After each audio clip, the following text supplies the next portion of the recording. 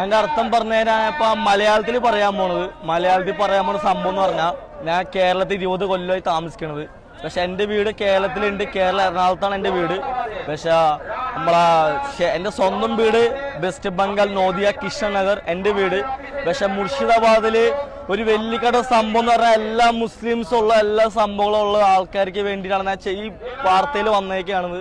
കാര്യം പറഞ്ഞാൽ ഒരു വെള്ളിക്കട ഒരു പള്ളി വരാൻ പോണ്.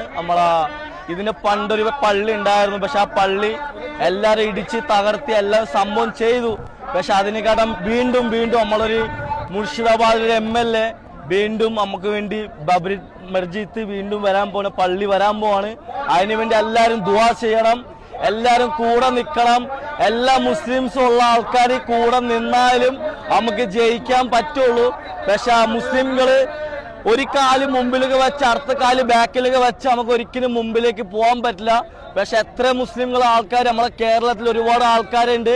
എല്ലാരും ഈ മുസ്ലിംസിന് വേണ്ടി എല്ലാരും നമ്മൾ മുമ്പിലേക്ക് പോകണം, നടക്കണം, എല്ലാ കാര്യങ്ങളും ചെയ്താലേ പറ്റുള്ളൂ. പക്ഷെ ചില ആൾക്കാരുണ്ടെന്ന് പറഞ്ഞാൽ അവര് വെസ്റ്റ് ബംഗാളാണ്, അവർ ഹിന്ദിക്കാരാണ്, ഇങ്ങനെ പറഞ്ഞാൽ അങ്ങനെയല്ല.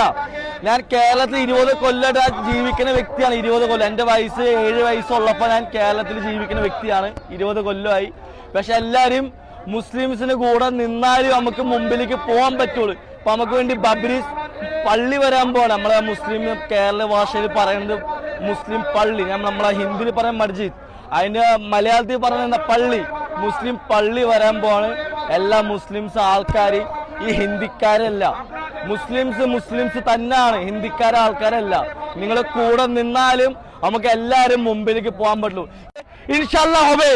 നാരായൺ തക്ബീർ, നാരായൺ തക്ബീർ.